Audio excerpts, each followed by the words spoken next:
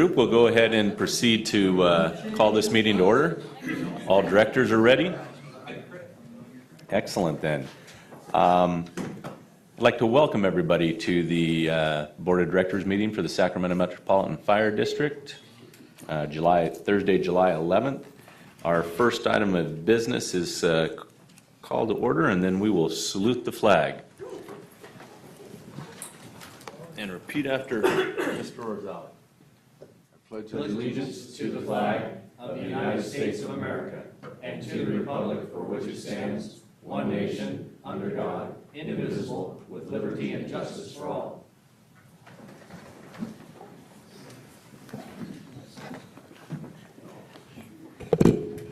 The Metro Cable announcement is the open session meeting is videotaped for Cablecast on Metro Cable 14. Replay on Saturday, July 13, 2013 at 1 p.m. and Monday, July 15, 2013 at 9 p.m. on Channel 14, webcast at www.sacmetrocable.tv.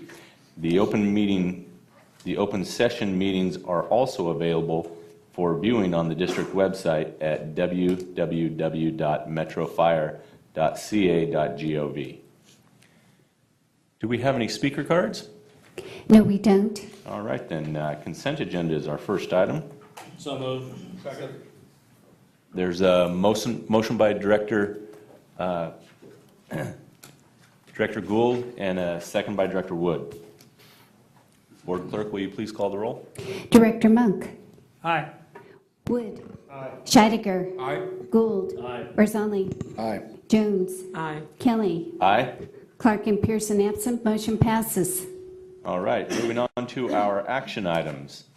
This evening, item 1 is a disclosure of material expenditure, purchase of Ethernet services from Comcast.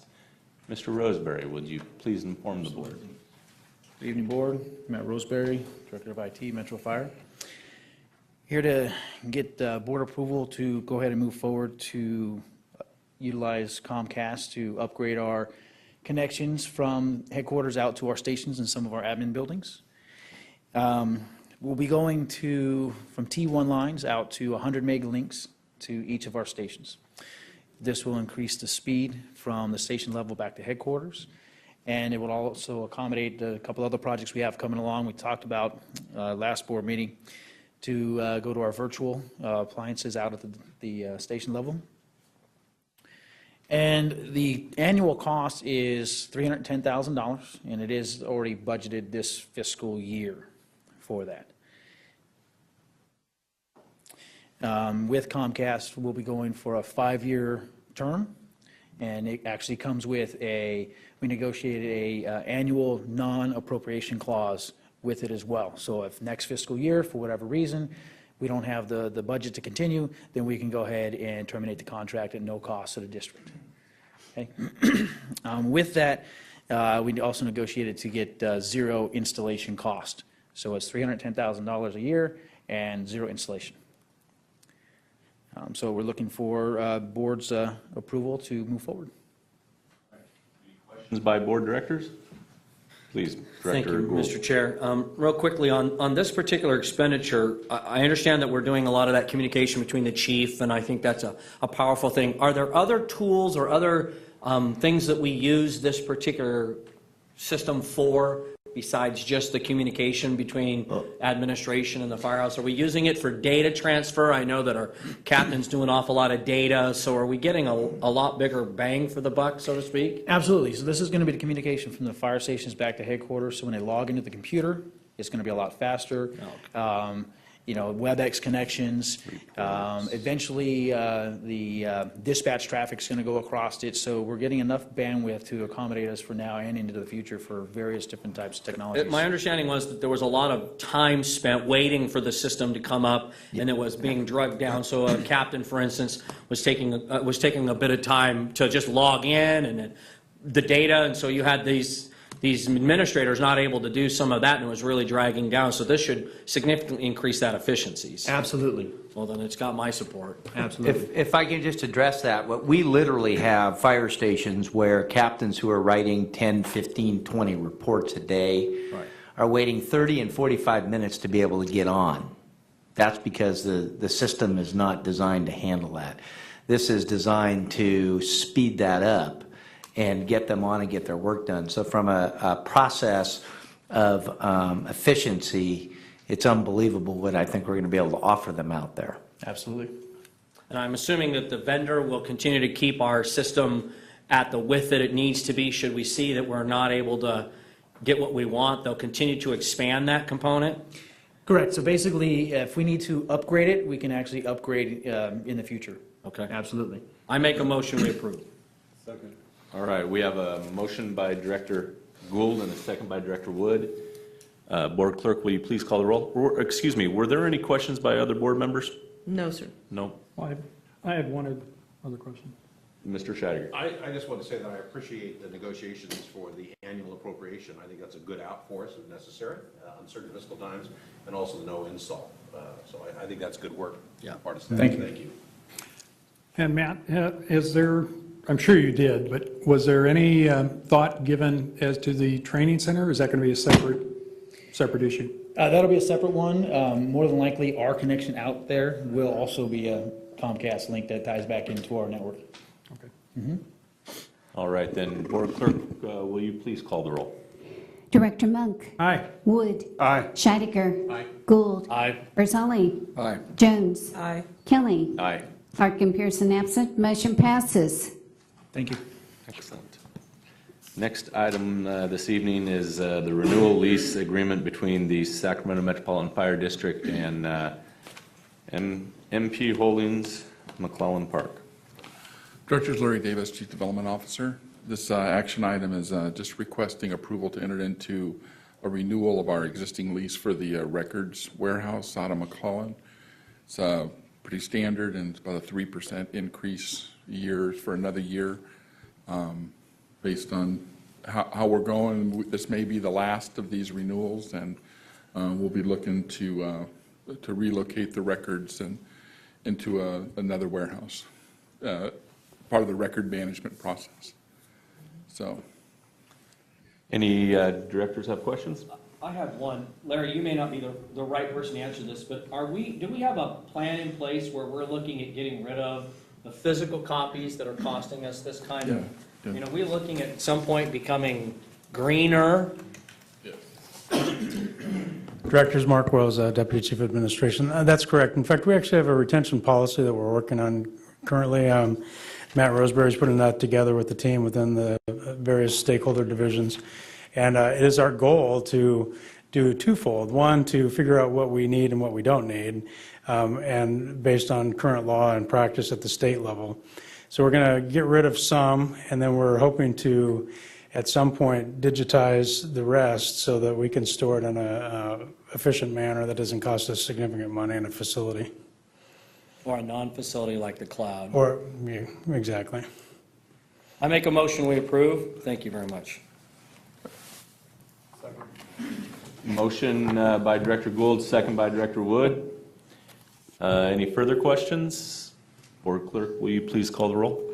Directors Monk. Aye. Wood. Aye. Scheidegger. Aye. Gould. Aye. Barzali. aye. Jones. Aye. Kelly. Aye. Clark and Pearson absent, motion passes. All right, the next item, Mr. Davis, you're coming back, right? No, actually, this is Chief Cochran, Okay. the CMAR. Yeah, had your name by it. Yeah, it's Hurley. Chief Cochran, welcome. You're going to discuss the project authorization amendment with Roebling Construction for the Hurley Way tenant improvements. Yes, sir. President Kelly, Director Scott Cochran, Deputy Chief of Support Services. Today I'm looking for authorization for Roebling Construction to do the work on 2101 Hurley for us, which is part of a tenant agreement that we have with the County of Sacramento and the Sheriff's Department. I'll read through this. On December 13, 2012, the Board of Directors approved a lease agreement with the County of Sacramento Sheriff's Department for the property at 2101 Hurley. Per the lease agreement, the cost for the tenant improvements requested by the Sheriff's Department would be paid up front by the district and reimbursed by the county pursuant to the agreed upon not to exceed maximum budget.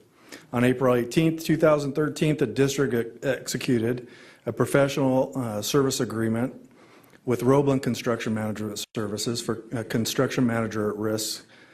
As part of the construction manager at risk services, Roebling managed the bidding process for the project pursuant to the district bidding procedures as outlined in Agreement A, or in the agreement, sorry. A public bid opening was conducted in May 9, 2013, which resulted in 7 trade contracts. Once approved by the board, they will be assigned by the CMAR for administration pursuant to the agreement. Per the agreement, the CMAR has submitted an updated guaranteed maximum budget, which includes the CMAR service as outlined in the agreement, as well as the cost of all proposed trade contracts. In order to move forward with the construction, the district must execute a project authorization amendment, which will include the approval of the GMB and bid awards for the trade contract. The total fee for services is budgeted at $780,089 per the GMB and current construction drawings. Including the construction drawings are the necessary ADA upgrades, and the cost of those upgrades will be shared between the district and the county. Pursuant to the lease agreement, the county will reimburse $700,000 of the cost to the district, and the district will be responsible for the remaining $80,089 for our portion of the ADA upgrades. The district cost for the ADA upgrades has been approved in the FY 13-14 budget. We're requesting your approval to move forward with this project. All right, does anybody have any questions of Chief Cockrum on this issue? All right then, what's the board's pleasure? I make a motion, we adopt. Second. We've got a motion by Director Gould and a second by Director Monk. Board Clerk, will you please call the roll? Directors Monk. Aye. Wood. Aye. Scheidegger. Aye. Gould. Aye. Barzoni. Aye. Jones. Aye. Kelly. Aye. Clark and Pearson absent. Motion passes. All right. Moving on, we have a sole source contract award for professional consulting services. Chief Holbrook. Mr. President, Christopher Holbrook, Deputy Chief of Operations for Metro Fire. What I have before you tonight is a staff report for continuation of an existing contract for APCO Consulting Services, currently for the district. They are currently working on examining options for potential revenue services, public finance matters, and public education and communication. Those are ongoing projects. Incrementally, you've seen this contract come before you before. What we were trying to get away from was we believe that at this time we have enough work that we should actually go ahead and put that contract, let that contract for 1 year. It seemed a prudent measure rather than coming back every couple of months to do this. Now, given that APCO has done an amazing amount of work for this agency in the past, it would actually cost us more money to bring in a different consultant and bring them up to speed, thus the sole source request before you tonight. The fiscal impact is a monthly fee of a retainer of $7,500, and we did put in a not to exceed of $120,000 for the fiscal year. With that, the recommendation is to approve the 1 year sole source contract from APCO. Questions, please. Chief, at some point, I'm supportive of this recommendation tonight, and we'll make a motion to that effect. At some point, could it be prudent that we receive just some kind of an update of all the different roles that these folks are playing or consulting jobs that they are doing for us, just to keep us in the loop of all the things you have them doing? Because I know, like you said, they've been partners with us for a while, and I hear that you've got lots of work for them to do. I think it'd be nice, since we're sole sourcing, that we get some kind of a brief update on exactly what you all are having them do. I can so bring that that the to you board next. would be. Yeah, I'll bring that to you next Whenever meeting. it fits. I'm never the kind of whenever it works for your administration to make that happen. It could be very short, but I think it's important for us when we do sole sourcing to know why And I and what appreciate they're doing and why it's so critical we not change horses midstream. Certainly. So, Chief, I know you were going to sound like you wanted to. No, I will make sure that we either get back that to the entire board or get the information to each of you individually. Yeah, So.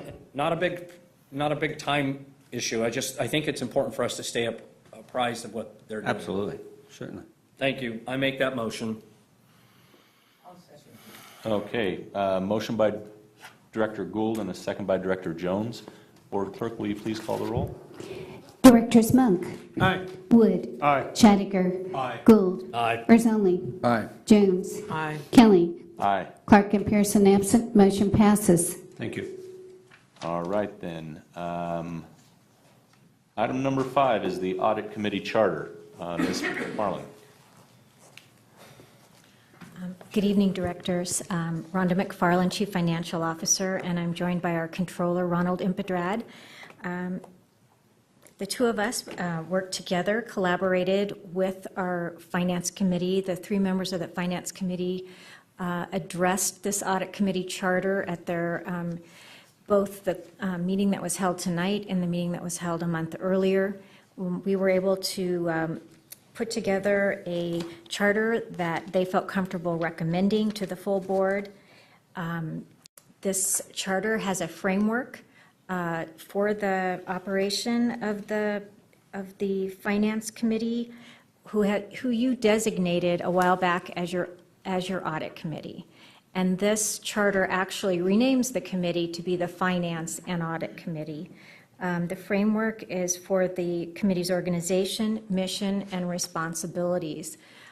It makes it very clear that they have oversight over the appointment of the auditors, looking at the independence of the auditors, and that they are the ones that would investigate if we had any financial improprieties. One of the mechanisms that's mentioned in here that's had never really been triggered in the past, but we do have a fraud hotline that goes to our HR division, and if there were ever any financial improprieties, this committee would then take ownership of that and see that they were addressed. Do you have anything else you want to mention? For the responsibilities of the committee, we kind of designated, specifically set out the responsibilities of the committee members, and basically it's essentially to review annual audit reports and work with management in resolving the internal control findings of the auditors, and also assure the independence of the auditors that are selected by the audit committee, and also review complaints received by the district regarding accounting and auditing related matters. And many of these things the Finance Committee has done over the years, and this just formalizes what they've been doing and actually puts a little bit more detail into what their responsibilities are. And our 3 Finance Committee members may want to have something to say. Thank you. Director Scheidegger, you have your hand up. Thank you, Mr. Chairman. Is this your 20-minute speech?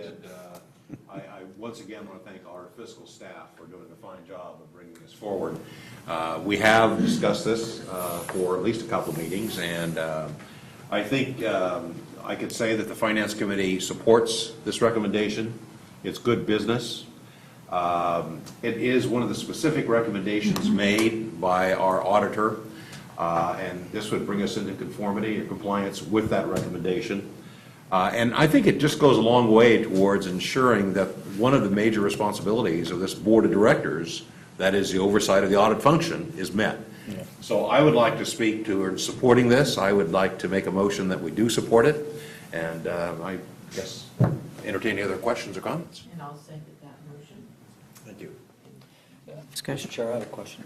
Please. As a matter of process, then, tonight what we're doing is taking this motion and approving it through, and then because we're renaming a standing committee, which is part of the overall board policies document, does it have to then move from this process to have the policies of the board changed? Is that kind of where we're seeing this head tonight? We approve this piece, we come back, we retool the policy component by basically just adopting what's here tonight and then having it voted on as the full board. I just want to make sure that we follow our own rules when we talk about changing the dynamic and makeup of the different standing committees that this board approves. So is that what you guys thought about in your... I think we talked about specifically it going from here then to the policy committee for approval, and then going to the board. Now that, I believe, was our reserve policy, and this, we were asking for approval tonight. Oh, okay. But if there are other implications from what we're doing, then, just if I can be given direction on that, I will make sure that we follow through and have everything consistent. Well, I think it can be actually quite simple. It's simply, we're renaming and adding responsibilities to what is a standing committee of this board, the Finance Committee. I think it can be just a matter of absorbing what's been presented here tonight and approved by the chair of the Policy Committee. We have now within the Board of Directors policies or handbook, we have some tweaks and changes which will reflect what we approved tonight, and then we approve those as a full board and we're done. I don't see it as taking longer than, and our policy chair isn't here tonight, but I think we can make it happen in a very short amount of time, but then follow the process we've had in place for a decade. Mr. Chair? Yes. And Director Gould, I don't know that this is really so much something brand new per se as codifying what's been a de facto activity. And this has been in front of our full board several times in regards to, this was one of approximately 18 items that our financial auditor said we needed to address. And this is, well, when we're done with this, we'll only have 2 ongoing ones. So I feel that it has been vetted enough. If there is particular angst on any other director's part or your part, then yes, of course, we can do it through the policy. But this has been vetted for probably over a year. Isn't that when we first heard from our... Actually longer than that. It's longer? been Oh, 2 boy. years. Well, anyway... And Director Jones, I don't have any angst. I'm perfectly fine tonight because I think we've all seen this. We know it's what the Finance Committee's been doing for a long time. By simply giving direction to the policy chair, adopt these things and retool what we have as responsibilities that show up. Because eventually there'll be new board members who will look at the Finance and now Audit Committee and want to know exactly what's part of their responsibility should they be assigned to that committee. And we need to memorialize that in the document that talks about the Finance Committee, its roles and responsibilities in the board packet. It's been, isn't that already done, Ms. McFarland? Well, I know that this board designated probably that first year, we actually did the designation of the Finance Committee being the Audit Committee. But we never actually changed the name, and there was confusion. Are we going to have, parallel meetings, or are they going to be done at the same meeting? And we thought by changing the name of the committee that it made it more clear that it was a function of that committee, and that we weren't planning to have separate meetings to handle audit matters. But if there's something that needs to happen to get this incorporated within the board policy, I can work with the chairman of the policy committee and see what needs to happen. Yeah, I'd like less meetings. I just want to make sure it's memorialized. I think it's, unless I miss things once in a while, but has anybody else seen the Audit Committee charter prior to this? No. Okay, so then it's an opportunity, we've absorbed this over the past few days that you've read it.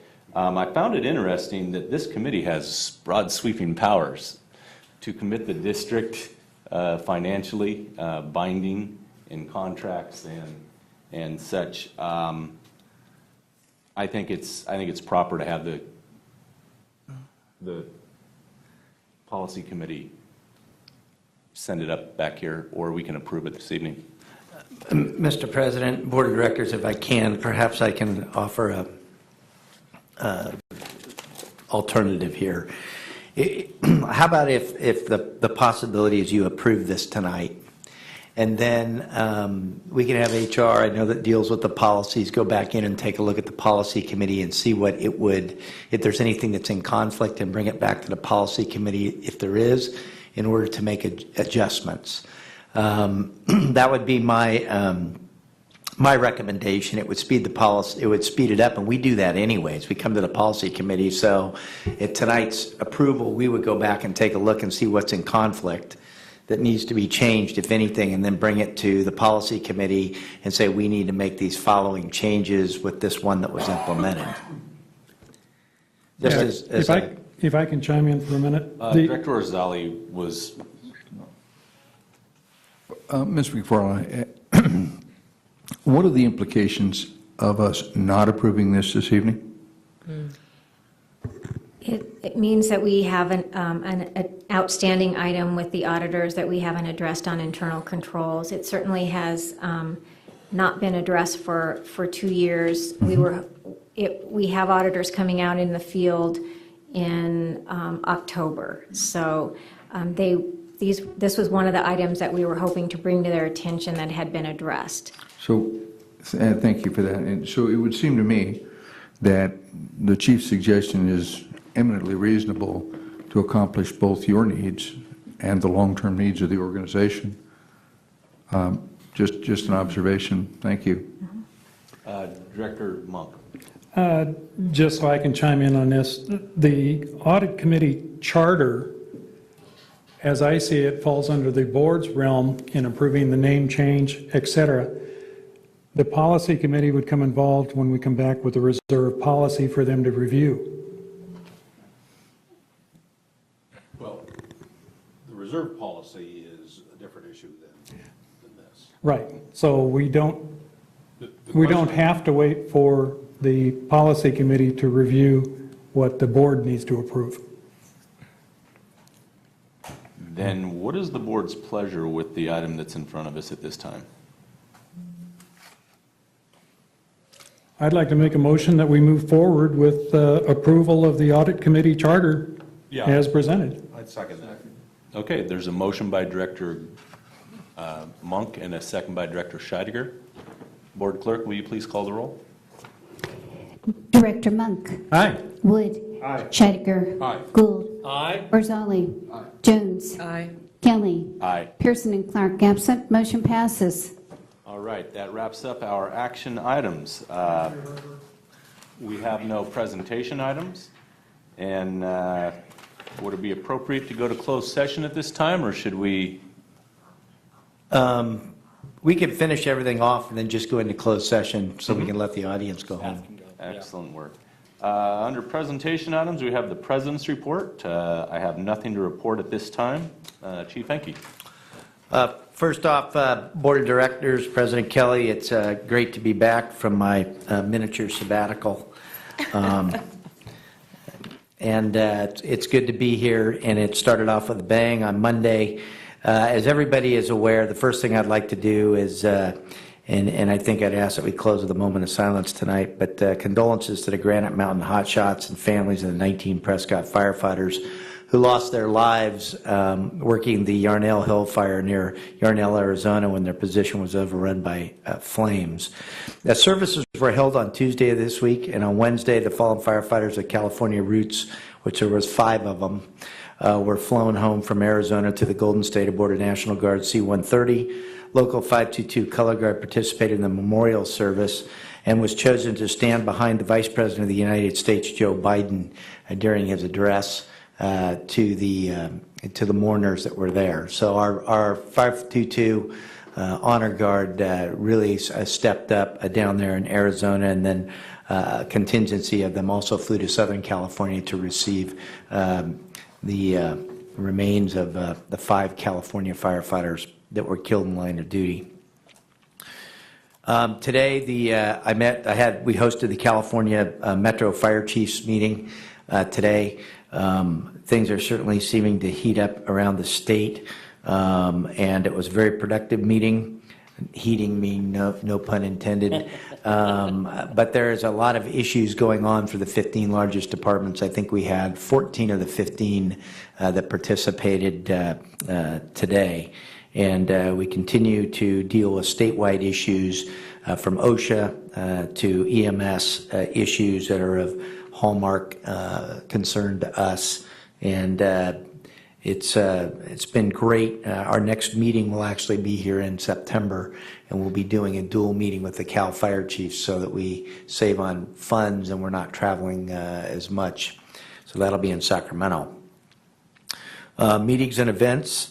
On 7/9 to 7/12 this week, they have fire camp at Station 21. It's a 4-day youth academy that instills self-confidence, teamwork, and a basic understanding of the firefighting profession.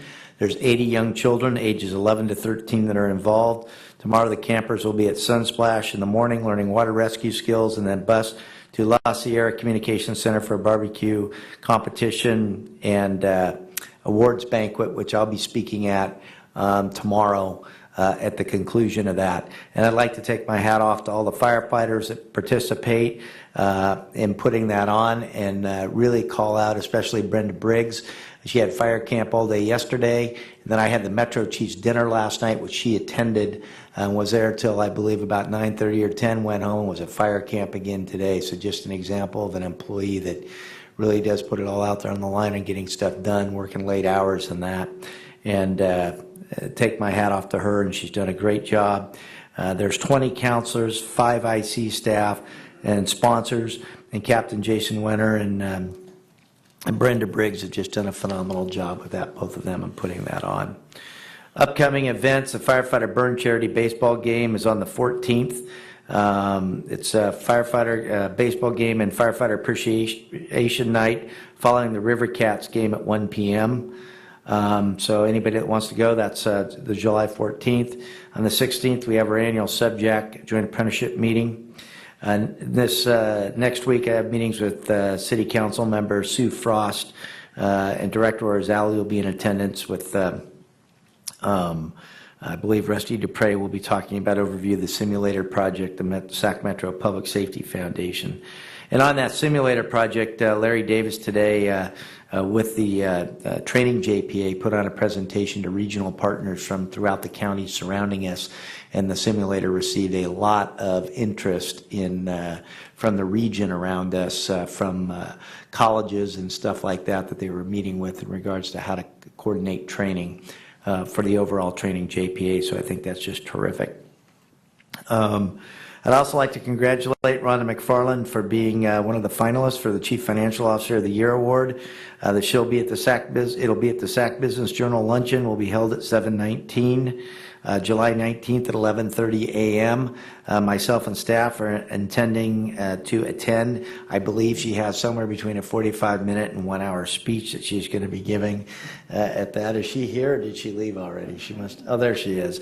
But it's a great honor. They do a write-up, the whole 9 yards, and we're very, very proud that she received as one of the finalists for CFO of the Year and received that. We had all the firehouse open houses. We have one left July 20th. And Station 105, 2691 Northrop Avenue in Arden. 7:23 and 24 retiree healthcare question and answer forum will be held 9 to 11 a.m.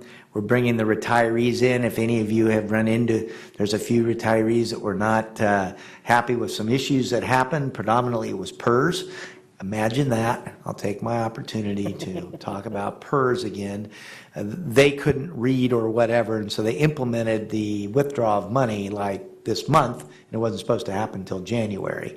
So that's impacted us, and I will be, with staff, putting a letter together to the president of the CalPERS board on a variety of issues with the running of CalPERS, because it's just gotten to the point of no matter what you do with them, they make it 1,000,000 times harder than it really needs to be, and it's enough's enough. So we'll be dealing with that. So we had some retirees, a few of them that were pretty worked up, and we'll be addressing them at this thing, get together. Save the date, 7/26, the Gun and Hoses 2013 Food Festival at the Red Lion Hotel Woodlake, 6:30 p.m. Tickets through www.pigbowl.com. And then the 27th, the State Fair Cooking Challenge. 7/28 is day 2, is successful on 7/27. I believe we won that for the last 2 years running. So this would be our attempt to get a 3rd Golden Bear on that. And we hope that we are successful. On August 8th, or August 3rd, Sacramento Metro Fire Association Music in the Park, Gibson Ranch Park, Alberta at 10 a.m.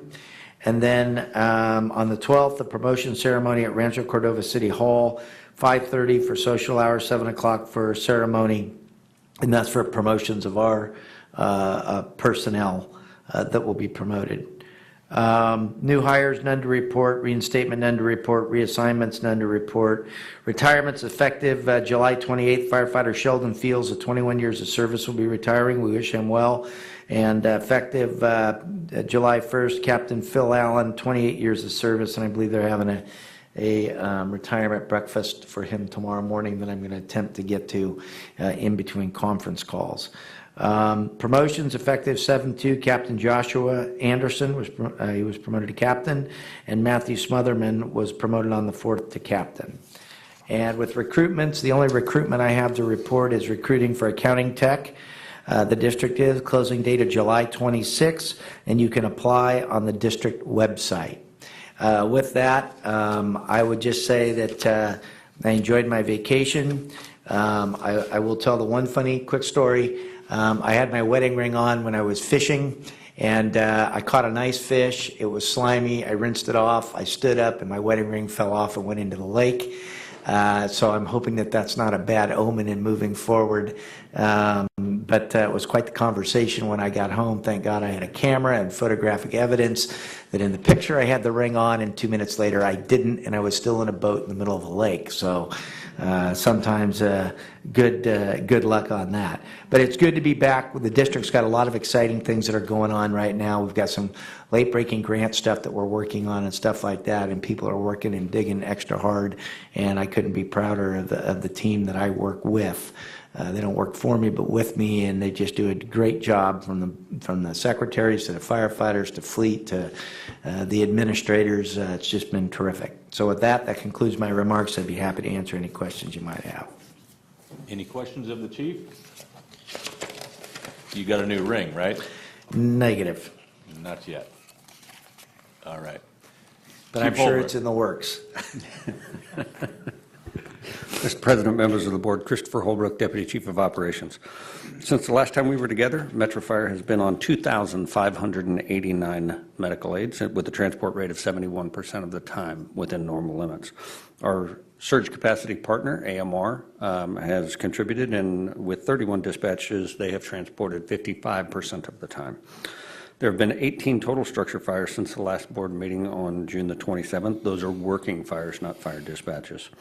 I have one item to follow up on with the 11-year-old boy that was implemented the Edith drill and got his family members out. We were asked directly about that last board meeting, and we do have follow-up with that. Brenda Briggs is working on it. Unfortunately, she couldn't be here tonight, and we will be in this venue again with that individual.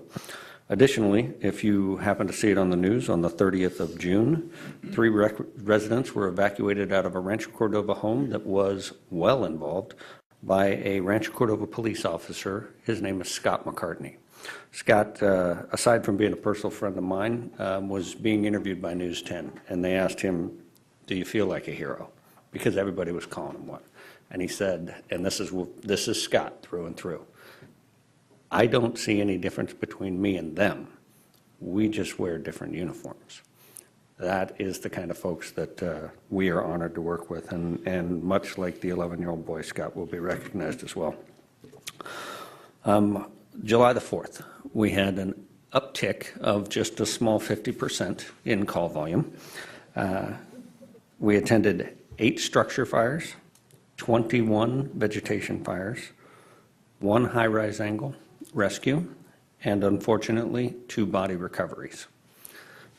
A busy day by anybody's standard, and if you've done this long enough and been around long enough, you'll realize there are completely slow years. Unfortunately, this was the other end of the spectrum. There was a point at which we couldn't talk on the radio. It was so busy. So, unfortunately, I'm sorry to report that on July the 10th, this last week, we suffered a spat of arson fires in the Citrus Heights area. That is currently under investigation with our own arson investigators, and what was nice is that they utilized the media to their advantage, who is a tremendous partner given the relationship that we built there in the last few years. And this Saturday, we have something called Rafting Gone Wild. While I was sitting in the audience, I checked, and there are 7,700 people who are invited to Rafting Gone Wild. We anticipate about 5,000 to show up. While there is an alcohol ban in place, we will brief our folks on Saturday morning. The alcohol ban is for open container. You can have alcohol in the river. You just can't drink it. We're not quite sure how this is going to work out. So what we've done is a little bit of surge capacity, much like we upstaffed for the 4th of July. For responder safety and for participant safety, we have upstaffed for this Saturday as well. So our partner AMR would graciously, we're going to utilize the surge contract. They're actually putting 4 ambulances into the system. If you remember last year, I addressed you after this event. We literally closed down Mercy San Juan Hospital emergency room.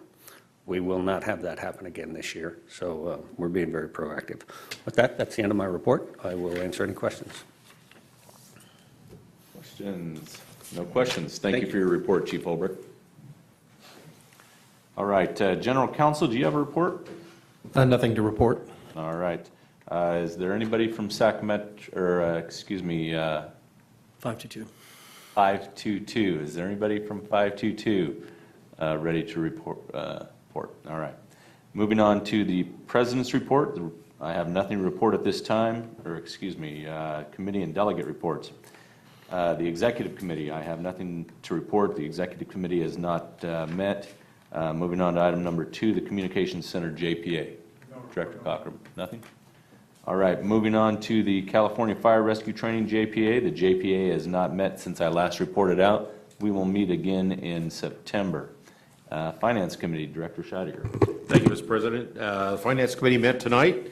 A few interesting items. First of all, the Audit Committee charter was sent to the Board of Directors, as you know, and it does combine both the finance and the audit functions within the Finance Committee. It assures, most importantly, I think, that the Board of Directors fulfills its responsibilities relative to audits, and also one of the specific recommendations that was made by our auditor a year and a half, 2 years ago. We also talked about a reserve policy and specifically to set our goals higher. We got a great report from our finance staff in terms of some targeted levels that we'd like to set. We're not going to include timelines with that because that would become detrimental in terms of the ongoing operations. We don't want to close stations to meet reserves. On the other hand, we do acknowledge the importance of reserves in conducting ongoing business, and so we're going to ensure that we have that at a relative level. This would next go to the Policy Committee for discussion. Also, we got an upgrade or an update on the internal control report, which we get every quarter. At this point, there are 16 of the 18 recommendations have been fulfilled. An excellent job, again, by our fiscal staff. It's anticipated that the remaining 2 will be completed within the next year, and those have to do with capital facilities account and third-party billing. All of the other recommendations, the 18 original, have been completed, which is very good, I think, for this department. Puts us in good stead. Our next meeting is August 8th, and unless there are any questions, that's it. Any questions of Director Scheidegger on the Finance Committee? No? Moving on to the Policy Committee, and we'll bypass that as Director Pearson is not with us this evening. Moving on to board member questions and comments. Starting on the right, Director Monk. I'd like to thank the chief and the financial staff for all their hard work on putting together all the documents that they have for us. I can't tell you how much we appreciate the detailed amount of work that they're doing, giving us the basis for the decisions that we make. So they're doing an excellent job, and I appreciate all of that. And that's it for me. All right, Director Wood. Likewise, I just appreciate all the effort that's come from the chief and from Ms. McFarland and her staff in getting us the information we need. Also, Chief Holbrook, appreciate you remembering that about that boy, and look forward to reinforcing that behavior. So thank you. All right, Director Scheidegger. Nothing to add. Director Jones? Mr. President, nothing to add. All right. Chief, I just want to congratulate you on your trip and your wedding, and I wanted to let you know that there are at least 3 of us here that believe you about the ring. So congratulations. Director Gould. Thank you, Mr. Chair. I just want to echo the chief's comments on our condolences to the families who lost their loved ones, and was proud to see some of our individuals there at the memorial service that was watched, I think, by millions of people. It's always a depressing time to see those kinds of things, but it's something that's inherent in the business that these folks do, and it needs to be reminded to the public that this is a very dangerous job, and they do a fine job keeping us all safe. But my condolences to those families. Thank you, Mr. Chair. All right. I too would like to express my condolences to the families that lost members of their families in the tragedy in Arizona. I would like to congratulate our Director of Finance, Ms. McFarland. Congratulations on your competing for CFO of the Year. And outside of that, Chief, congratulations. Welcome back. And I guess at this time, Director, you have something else? Yeah, one final reminder for those that haven't had an opportunity to participate in any of the memorials for the Prescott firefighters. There is an event tomorrow night from 5 to 8 p.m.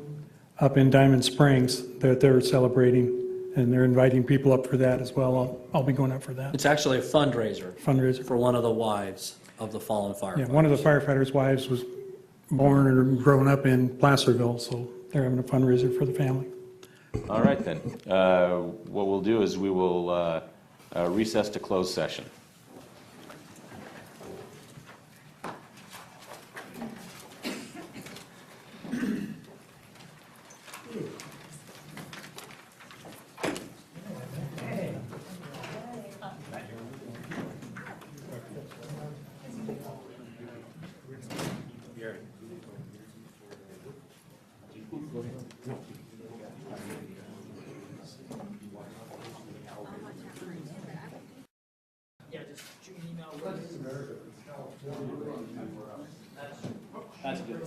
All right, then, Mr. Lawver, if you would please report out on our closed session. Yes, thank you, President Kelly. The board met in closed session to consider the government tort claim under Section 910 filed by applicant Tari Grimes by a vote of 7-0 with Directors Clark and Pearson absent.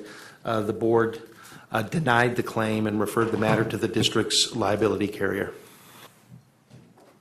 Thank you. Then, with all of our other business being concluded, I will move for adjournment, and you have a speech to make this evening, Director Scheidegger? I'm going to hold that. He's going to wait, okay. And sir, we did want to end in a moment of silence for the air. Certainly we will do that. If everybody would please rise.